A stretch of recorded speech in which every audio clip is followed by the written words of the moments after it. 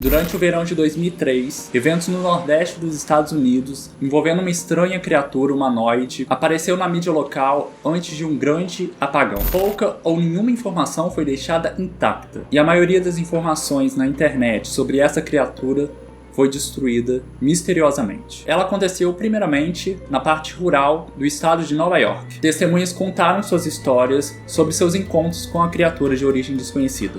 Alguns estavam terrivelmente amedrontados, enquanto outros tinham uma curiosidade que se encontra somente em crianças. Seus depoimentos não estão mais disponíveis, porém muitas pessoas envolvidas ainda procuram respostas sobre o Reiki e sobre os acontecimentos daquele ano. No início de 2006, ao final da investigação, encontraram quase 2 dúzias de documentos entre o século XII e hoje em dia em 4 continentes. Em quase todos os casos, a história era praticamente idêntica.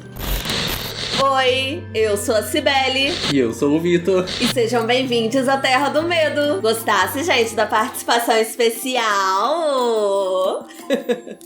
Estamos aqui para mais uma creepypasta e como vocês já perceberam, tanto pela introdução do Vitor quanto pelo título, hoje a gente vai falar do Reiki. E olha, vocês pediram creepypastas mais assustadoras e tá na mão. Porque, olha, eu tinha muito medo dessa creepypasta. Eu morria de medo do Reiki aparecer pra mim. Então eu espero que vocês também tenham esse medinho aí pra vocês. Vamos então começar essa história e eu espero que vocês gostem. Aproveita e já deixa o like. 3 anos atrás, eu tava voltando de uma viagem que eu fiz com a minha família para as Cataratas do Niágara. Isso no dia 4 de julho. A gente tava completamente exausto porque a gente tinha dirigido o dia inteiro. Então, assim que a gente chegou, eu e meu marido, a gente colocou as crianças direto na cama. Era por volta, sei lá, de 4 da manhã, eu acordei e eu achei que meu marido tinha levantado pra ir no banheiro. Nessa hora, eu mesma levantei e acabei acordando ele do meu lado. Nessa hora, eu pedi desculpa, falei que eu achei que ele já estava acordado. Quando ele virou pra mim, gente, ele puxou os pés pra cima com tanta força que ele quase me derrubou da cama. Nessa hora, ele me agarrou e não falou mais nada. Só que quando meus olhos se acostumaram com o escuro, eu reparei. Eu consegui entender o que tinha causado essa reação nele. No pé da nossa cama, sentado e olhando pra gente, tinha uma criatura que parecia um ser humano pelado ou então um cachorro sem nenhum pelo. O corpo dele estava contorcido de um jeito que não era natural.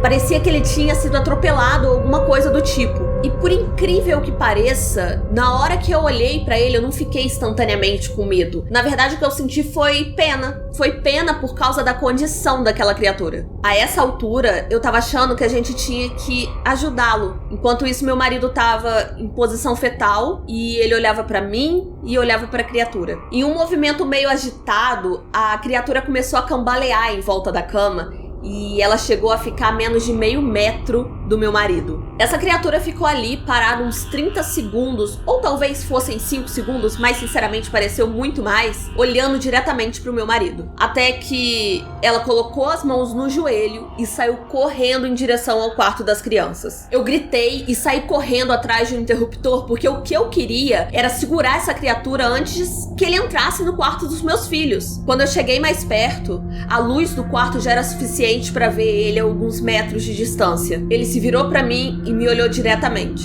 Ele estava coberto de sangue. Eu liguei a luz do corredor e eu vi a Clara nas presas dele. A criatura saiu correndo com a minha filha nos braços, enquanto eu e meu marido, a gente estava correndo atrás dele. Chegou um momento que essa criatura, eu acho que percebeu que não ia conseguir fugir segurando o peso da minha filha e acabou deixando ela no chão. Ela estava gravemente ferida e ela só conseguiu falar uma frase no restinho da vida dela. Ela disse: "Ele é o Reiki." Enquanto meu marido estava correndo para levar ela pro hospital, ele acabou caindo num lago e ele não sobreviveu. Como era uma cidade pequena, a notícia acabou se espalhando rapidamente ali no boca a boca. No começo, a polícia ajudou bastante a gente, o jornal local se interessou bastante pela história, só que eles nunca publicaram nada a respeito disso. E a TV também nunca mostrou a notícia. Durante vários meses, eu e meu filho Justin, a gente decidiu ficar hospedado no hotel que ficava perto da casa dos meus pais. E quando a gente finalmente decidiu voltar pra casa,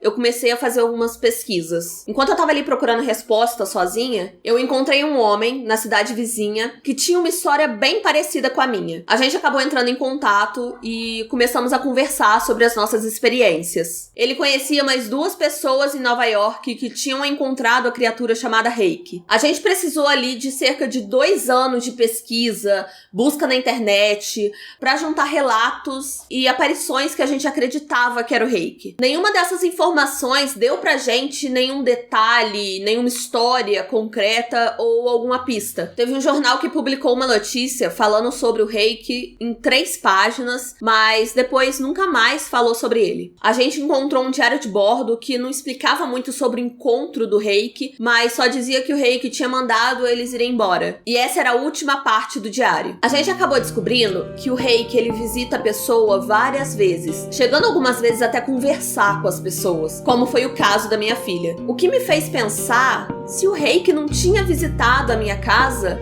antes do nosso último encontro. Eu decidi deixar um gravador do lado da minha cama e eu comecei a gravar enquanto eu dormia, a noite inteira. Toda vez que eu acordava, eu ia lá e checava o som. Barulho de eu dormindo, rolando na cama. No final da última semana, gente, eu já tava enjoada de saber os sons que eu fazia enquanto eu dormia, mas mesmo assim eu não parei de ouvir. Mesmo assim eu ouvia na velocidade 8, porque mesmo eu ouvindo acelerado, levava coisa de 1 hora eu ouvindo todos os barulhos que eu fazia enquanto eu dormia. No primeiro dia da 3ª semana, eu achei que eu tinha escutado alguma coisa diferente. O que eu encontrei foi uma voz estridente. Era o Reiki. Eu não consegui escutar tempo suficiente para eu conseguir transcrever o que eu ouvi. E ainda hoje eu não deixei ninguém ouvir aquela gravação. Tudo que eu posso dizer pra vocês é que eu já tinha ouvido aquele barulho antes. Eu sabia, de alguma maneira, que era aquilo que ele estava falando enquanto ele estava parado em frente ao meu marido. Na hora, eu não ouvi nada. Era um completo silêncio. Mas quando eu ouvi aquela voz no gravador, alguma coisa me fez ligar exatamente ao momento que o meu marido estava lá deitado na frente daquela criatura. Os pensamentos que devem ter passado na mente da minha filha me deixam frustrada até hoje. Eu não vi mais o Reiki desde o dia que ele arruinou a minha vida, mas eu sei que ele tá no meu quarto enquanto eu durmo. Eu sei, e eu temo que um dia eu vou acordar e eu vou ver o Reiki me observando.